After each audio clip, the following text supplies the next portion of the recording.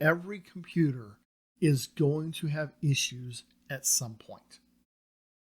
It is because they are both mechanical and electronic. Some problems are permanent and they require replacement of the computer.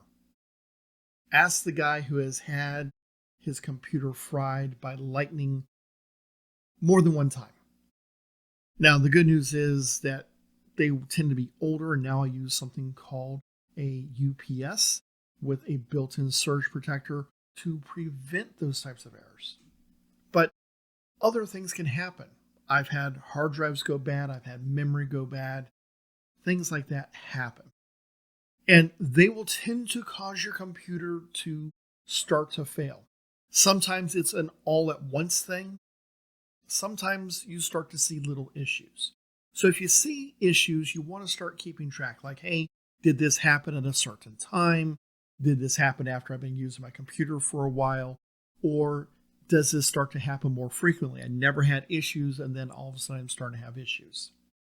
And what types of issues might you have? Well, you could get applications hanging and crashing.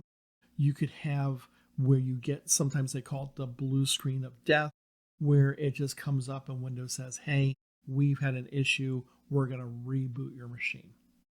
So how do we troubleshoot these issues so they're not getting to that extent? How do we figure out what's wrong? Let's talk about that real quick. So one of the things that I like to go to and do real quick is I always like to reboot my computer periodically. Now, how often is periodically? Every week, sometimes every 2 weeks. I've had machines that I had to reboot just because of the applications that were running on them every 3 to 4 days. And what would happen is I would get what's known as a memory leak. That's where an application starts taking more and more space and RAM until it runs out. Let me show you how you can detect that real quick. I'm going to come down here in my taskbar, right click, and choose Task Manager. I can also, in my search, type in task, and you'll notice that Task Manager comes up. Task Manager gives you a list of every application that's running on it. And I always choose more details. Now, you can select fewer details, and it shows you this. I like more details. This is more helpful for figuring out what's going on. You saw I went from just a few little pieces of applications that are running, just their name, not really much else, to now I get a lot more. In fact, I have 127 background processes. Now, you may have more, you may have less, but these are things that are running behind the scenes that keep Windows running. Antivirus, networking applications, all different types of stuff. And any one of these applications, whether it's a background process or an app, can crash. And so I tend to look at my memory. If my memory is getting above 80%, I look at, do I need to close down an app and maybe restart just that one app, or reboot the whole machine? Now you can see here that this list is not in any particular order. So if I click on memory, it now lists from highest to lowest. And you can see Google Chrome is taking up a bunch of memory. This is actually pretty common. Google Chrome is notorious for being what we affectionately refer to as a memory hog. Now I have lots and lots of tabs open. You can see there 58. Those are subtasks and processes. Those include tabs and other stuff run behind the scenes. It gets crazy. You can see other things, anti-malware. Here's one, not taking up much CPU or memory.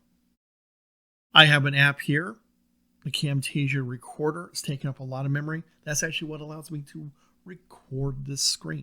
So that's why it's taking up a lot of processing power. So what I'll do is I'll look, okay, is there something that is maxing something out? Lots of memory, lots of CPU, lots of networking. This is a good way to help you detect potential viruses, as well as just an application that has failed. I can select an application, and then choose in task in the bottom right hand side of my task manager, and that kills the task. It's the technical term for it, and it just makes it end. And you get back all the resources that it was using. Most of the time, this is going to speed up your process, speed up your computer, give you back more RAM, let you keep working. Sometimes it's because you've had that application running for a week or two. Sometimes it's a bug. Sometimes it's just a resource intensive app that maybe wasn't designed for your computer.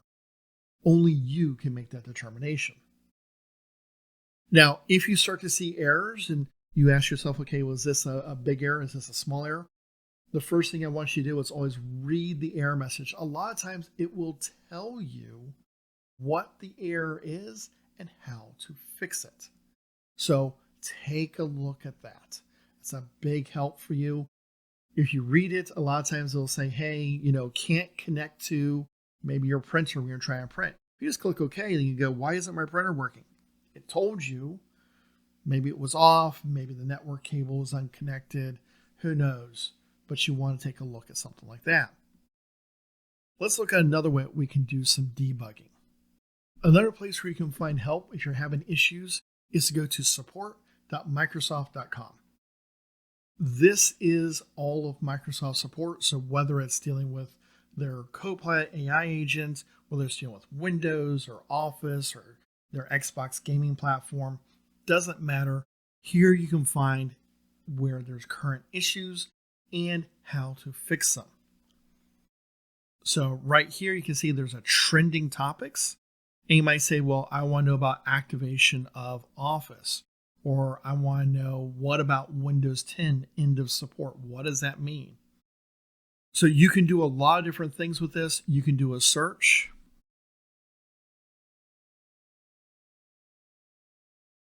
So for example, can't connect to printer, and here becomes a help on how you can connect to your printer. Now you can do this same thing in Google or Bing or any other application like that. In some cases, they will point you to the Microsoft support. Sometimes they will point you to an external website. Now, some of these external websites are very helpful, and that may be where you want to go. Things like Expert Exchange is one that is used by a lot of IT professionals even when they get stuck. So knowing how to look up and solve little problems and read these will help you fix them.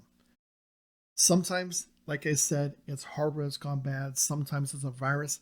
Sometimes it's just something that wasn't installed correctly, or you need an update.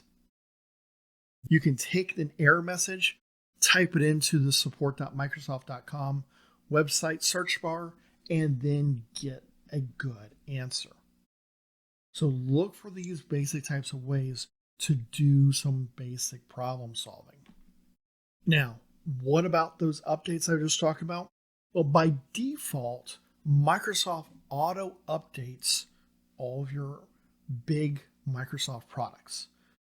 But sometimes that can be turned off, and it might have been turned off on accident, or maybe you did it for a reason. So I'm going to come down here to the search bar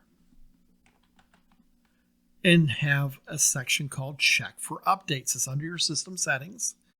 If I click on this, it will go out and you can manually check for updates, and you can also see when was the last update done. This will go out, check to see if there's any updates, and auto download and install them. Now, sometimes you might say, oh, install this later, and that can cause issues. These updates typically include things like bug fixes, security patches, as well as adding new features. So you tend to want to include and run these updates as soon as possible. Now, if you're on a Mac or Chrome OS, you have a different process of doing that. You need to check with your own application store or vendor to make that happen. But this is how you do under Windows. So this is a very good idea for you to go through a process. When does it check it? You can have it check and schedule it. You can say, hey, I can't work on this right now, but do the update, at 2 o'clock in the morning while I'm not working, etc. You can see here it checked for my updates just a couple hours ago, earlier this morning. So I'm probably good. So always make sure you check for your updates. Type your error messages into a search box for something like support.microsoft.com, like you see here. That will solve most of your problems. If you have further problems, that's where you go and call your IT desk. If you're in a business environment or a school environment, they're there to help you as well. So don't forget that. Hopefully this series has been helpful for you in getting you to better understand and know how to use Microsoft Windows.